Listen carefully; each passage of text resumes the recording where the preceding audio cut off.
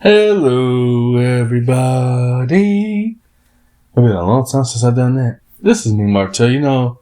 As you read the title, Gender Segregation and the Birth Decline in America, this is my take on it. And this will be probably a controversial one because, well, the way I was brought up or so. For example, let me start off with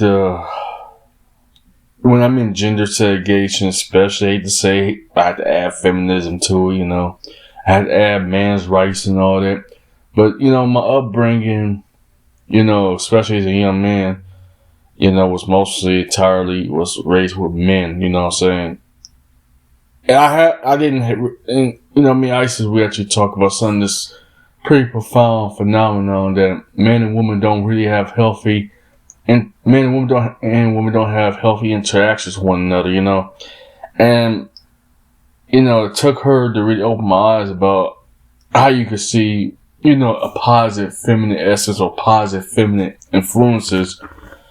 But you gotta remind me, this son at 32, when my mother passed in 2003, been nearly 20 years without a positive female influence. She was literally the only one outside a few family members, acquaintances, and business I support, but she's literally the only positive one that I could say, but she passed when I was only 13 and I'm 32, so almost 20 years without my mother.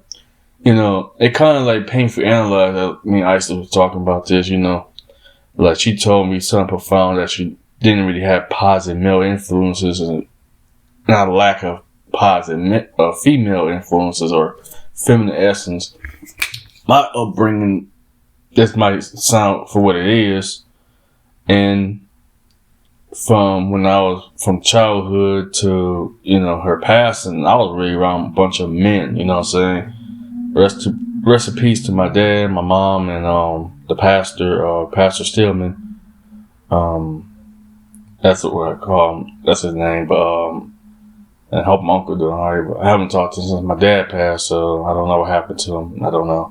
But from a childhood, your parents or those acquaintances or guardians, those around you should shape you, When I was around, living a lower tier, mid class, turned ghetto and all that, So only for my influence was my dad.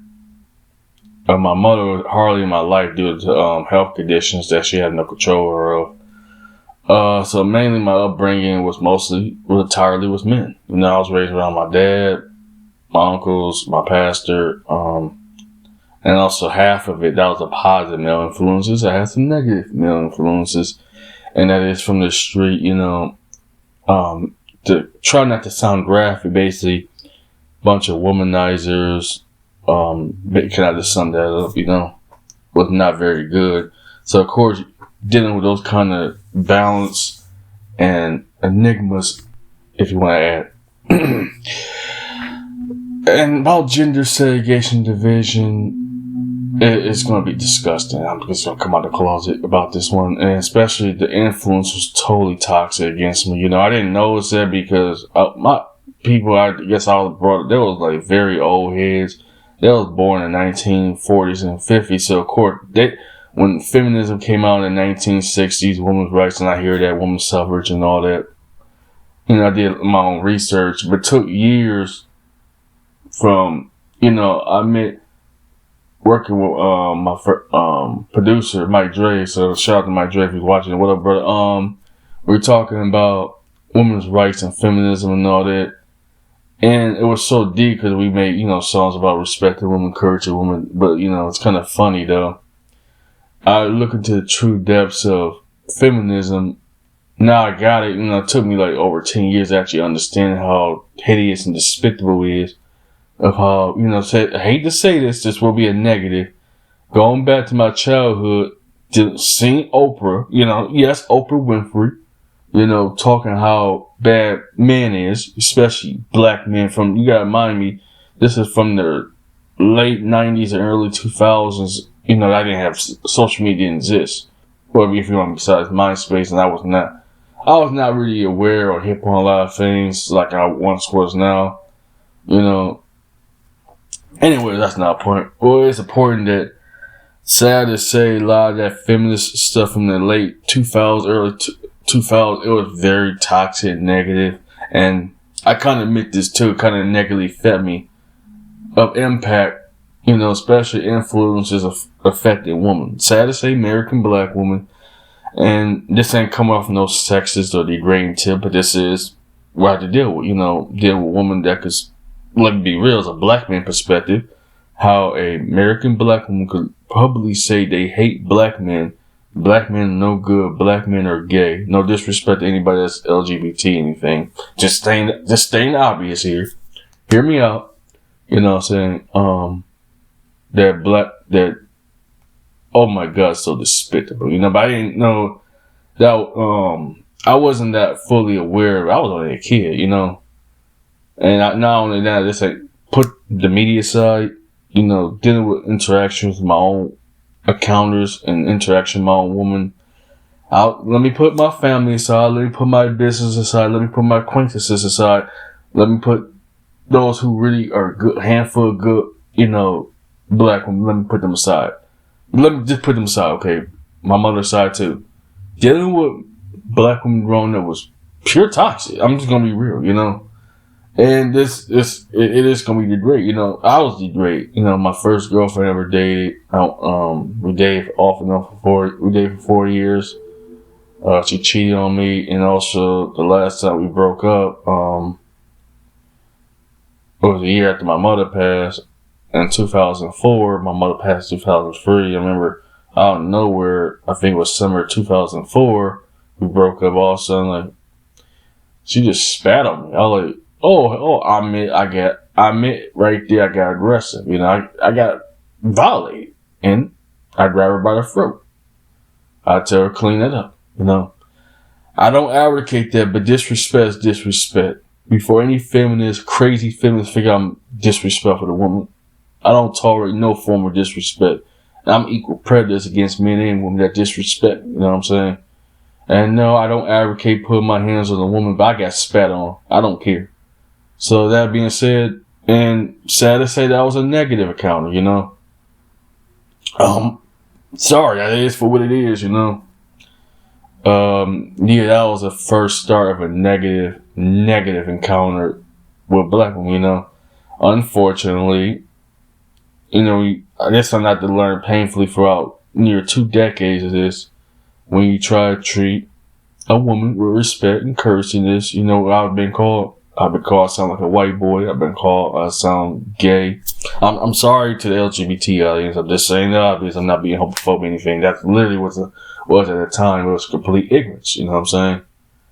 It wasn't like, now y'all got awareness, that's wrong and all that. This is straight up blunt reality. You know what I'm saying? I deal with a lot of, prejudice from, sad to say, my own woman. You know what I'm saying? I don't come off no sexist tip or anything. And I have day off and on, but then realized I was treated like garbage, I thought that was normal to be treated like garbage, to be real with you, because, until I woke up when I was like 2006, outside the police brutality, I dated my first white girlfriend. She was actually the positive experience, which is funny. I remember I dated, I forgot the other one, I wish I remember her name, but the second white girlfriend, but the first white girlfriend was a positive experience. Like, she let me, I guess we dated for like a couple months until she moved. I was very upset. I wish we, knew each other more, What I got from Laura and all that, she bought me some ice cream. She bought me ice cream pieces. She was gorgeous. She was blonde hair. She reminded me of one of them kind of girls for like, say, behind the veil kind of era. You know what I'm saying? I remember she had some. I'm trying to be appropriate here, but she got some big knockers. Can I just say that? She had curly hair, big knockers, blue eyes. I remember I was getting a lot of flack from black women, so black girls growing up was calling me a sellout and all that. That how could you see? How could I what? You know what I'm saying? I remember we went to the store one time just to get something to eat. I remember these two black girls came up to us, literally called me a sellout. I was mad. I said, "How dare you sell? You gonna turn to the other side?" I said, "Who is you to talk to me like this?" You know what I'm saying? And I pulled her aside. I said, "Look, let's go." You know, call me a sellout. You know, and the sad to say, that was a second negative encounter. I'm sorry, it is for what it is. You know, it's gonna be a theme here. Negative encounters with my own woman. I notice I didn't come at this woman. I didn't call out her name, anything, or any woman out there name. Besides my first girlfriend, I make that too. I did, you know, that is for what it is. And Laura was telling me that, you know, why is black men are treated like this, treated like garbage? And they wonder why they're dead outside their race. I'll admit, the way she said it made me cry. Like, why are black men treated like garbage by your own woman? At 16 years old, you know? And I mean, she made me cry saying that, you know? I mean, all my life, from that point at 16, half of my life, I thought that was, you gotta forgive me at the time, it was normalized to be disrespected by your own woman. I'm sorry, it is for what it is. I was ignorant teenager back then. But see, when my mother died, you know, that killed every, I guess you say, positive female influences. But going to the story, she's the first woman that I lost my virginity to too, and also that made me cry like that. So wow. And ever since then, unfortunately, she moved. We lost contact. I wonder how she's doing. You know, been 20 years, near 20 years. I still miss her though. You know, how to wish she got to me. You know. That being said, going on from here's the third negative encounter with my woman. And that was back in 2008. Shortly after, I would say prior to 2008, when I graduated high school and all that. I remember I had dated a black chick or so. I think her name was Dina or something. I don't know. Don't care. We had known each other throughout high school. This was back when I went to the ghetto high school at the time called Sky High School. Pretty much reveal my location, but I don't care. What baffles me about this too is like, we was actually pretty cool. So until we actually started getting to know each other, I did not know in that year that she basically was using me and all that. She really didn't like me, anything, hate men and all. I say, what the hell? Yeah, mind me, I was like 18 years old, just graduated high school. It was nothing but drama and all. I remember she brought her girlfriend, told me that she was bisexual or anything. I said, oh, that's what I learned about, truthfully, LGBT in a negative kind of way. And all of a sudden, like, they'll start coming, like, that one time was coming my dad real disrespectful, so, like, very disrespectful, like, basically saying, you ain't gonna tell, you know, like, my dad said, you gotta go, so, that it was coming, like, really him disrespectful. I said, I meant this was a negative account, and I mean, I had cursed these women now. I actually threatened her with a weapon or so. At the time, like, it was at a time, like, one of the, like, you raise a window, like, one of the 2x4, metal pipe or so. I pulled that pipe. I said, dare you to disrespect my dad again. I said, what you gonna do? Like, basically, like, neck snapping, disrespectful and so. I meant threatening. I said, if you do that again, I will kill you. I told them that flat out. Oh, they were scared. I said, you wouldn't do it? I said, yes, I would. My dad said, oh, calm down, son. I said, no, they ain't gonna disrespect you while I'm still here.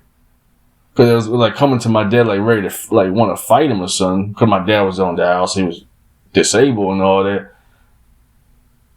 At the time, my cousin was there. Shout out to Cape Bridge and all that. And sooner or later, I didn't know the chick. I meant to add this part too, that I guess somehow that Dina bro and the other bro with a dark skin, she was so hateful towards me. I was a simp back then. I was a simp at 18 years old. But I wasn't aware of how toxic that was back then until it was too late. I remember we was basically like interact with those two. nothing really serious didn't go on. And I remember one girls, it was Adina, she was light skinned, other one, I forgot her name, I don't care. At the time we moved to a different area, it was a really bad area, didn't notice it. Till like various break-ins. Then we had to leave again due to a house fire in 2011. So, going back to 2008 story, it was very toxic because I got to a fight one, the girl, dark skinned woman, baby daddy and all that. And before any black crazy feminists saying about colorism, that was just happening at the time. Now, let me just clarify the air. It does not matter if it was light skinned and dark skinned, they were just both toxic broads. Can I just say that? Before any crazy feminists, especially black feminists, come at me with the colors kind of talk, you know. Remind me, I was only 18 years old, you know. That was both wrong, come my dad disrespectful, and I meant threatening with a weapon. I admit that, you know. So that was a third encounter with a, you know, black woman. I kind of admit that. You know, so if you notice throughout my whole teenager life, I have nothing but, sad to say, negative encounters with my own woman. I did not come at these women disrespectful, but they literally tried to physically threaten my dad, so I had to stand my ground. You know. Let's see. That's just been hell, you know, especially it's even worse online. Gender segregation is disgusting, you know. I dated a few off and on then, but it was just toxic too. It was just miscellaneous stuff, but from 2011, 12, I just don't care. What I'm trying to say is gender segregation, especially with feminism, the media negative media influences on American black women, it was just horrible, you know. And also also talk about the birth decline, you know. And what hurts me then hurts me right now, not knowing properly how you supposed to deal with a woman. You know what I'm saying? All my upbringing was very bad. You know, outside my parents, outside my female acquaintances, outside my loved ones, my mother, even my loved one, my lady Ice is outside. You know, she's blazing, so I'm just gonna be real. No disrespect to you, my love. It breaks me down, sadly, to say I did not have a very positive female energy or influences. You know, the way I was brought up was outdated. You know what I'm saying? I was brought up where my parents, they didn't have to face the full blunt of what I had to grow up with, you know? And that hurts me growing up now. How you supposed to really have a healthy encounters with a woman? And I forgot to add this one too, back in 2003. Actually, ironically, was not a black woman. It was a white woman for once, you know what I'm saying? From 2003, I was, summer 2003, a few months after my mother passed in April of 2003. I remember I was doing an errand. I think I shared this errand too. I was out and about at Kmart at the time. You know how old this is. Kmart and all that at the time before it turned to Shopper World, but then Shopper World went to our business. But anyways, Kmart at the time, it was like even time and all that. And I waited for hours and hours. That's because how the buses are so unreliable in this particular area. I remember this weird, crazy white woman. I think she was brunette, blonde, son. I'm not sure, with brown eyes. Like, she was just crazy looking. You know, at first she looked like kind of sane. I was only 13 at the time. Well, I remember that weirdo bro right there, weirdo white woman and all that. I remember it was even time, she just staring at me. So I said, hello, how you doing? I just said, do you know what time it is? Because I didn't have a cell phone or watch. That was the only experience I had to realize that got me a cell phone. But I still got the same number since then, you know. Well, it was my first ever encounter of being falsely accused of a crime I didn't do. Or would be a crime. Dang, for the police didn't believe it, you know, would be. She just started screaming out of nowhere, like, ah! I'm like, oh, wow, what happened? Like, you know, I just like got scared, like, I don't know what happened. I'm looking behind me, so like, And she started pointing directly at me. Then all of a sudden, she just ran away. She looked like she was in her, I don't know, like, it's hard to describe. I would say almost like around roughly 40 or so. Yeah, like around roughly 30, mid-30 to early 40s or something. She ran, took off running. I said, huh? I puzzled, tilt my head for a bit out of confusion, like, what the hell was that? I remember it was getting real late at night. I think around 8, 9 o'clock at night in 2003, summer 2003. All I heard literally later on that night, like not that long, it was like 4 cop cars surrounding me. Freeze, boy, freeze! Like oh my god, oh my god. What happened, officer? Like, it's like police cars surrounding me and all that. Tell me, get in the car and all that. That was a scary ass experience. For a 13-year-old, you know what I'm saying? Then got thrown to the car and all that. Then rolled me back down to Kmart and all. And that was that same crazy white woman looking all nervous and scared. And the officers asked me, do you try to rape this woman? I'm like, what? Like, say what? I said, no, I don't even know who that woman is. Then they asked me again, do you try to rape her? I said, no, I would never do such a thing. That's what I learned about the unfortunate part of false accused of rape. Yeah, not good. So I learned very painful. I was ran at home crying to my dad at the time. How scary experience that was, So, yeah, that's my encounters. Sad to say, not being sexually degrading to anyone, but it is for what it is. On that note, I'm just baffled, But anyway, carry on. What my message is of gender segregation is really baffling, I wish I have a positive experience with this, but, I don't. And back to, I guess the music perspective is, it is also go back to social upbringing, media influences infecting men and women in such negative ways. Now, I'd address the men's rights and all that. And both men and women are being negative influences by the media and all that and social media now. And it's scary that I would never have a bond like my parents and the last previous generation had before me with the baby boomers and all that, would have healthy relationships, have healthy marriages, It took painful triumph and tribulations, error and tribulations to painfully realize I did not have a healthy female guidance, you know what I'm saying? And it ripped me apart to see how young men had to deal with, you know what I'm saying? Not filthy young men. I'm sorry, this is going way over time.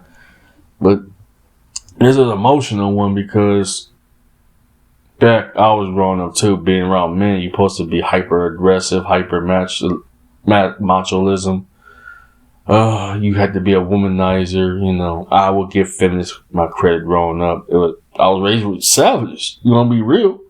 I was raised with complete savages. And I was raised by my dad, my uncle, my pastor. I was positive male influence, but most I was, I'm not making excuses or anything about this. It is for what it is, It hurts me now looking back. I wish I have a positive, moderately influences, And that kind of have a negative impact. Something that Isa shared to me so profound. When you don't have positive, parental or guardian, male or female influences can negatively impact somebody, or encounters or interactions, And for once in my life, talking to my lady, we actually have a positive influence among me, but that took decades to realize that's not right, you know what I'm saying? And some of my parts was not right either, but a lot of it was out of retaliation, you know what I'm saying? I don't advocate disrespect for either side. I try to show everybody equal prejudice. I don't show no form of favoritism, male or female, anything, I try to be for justice,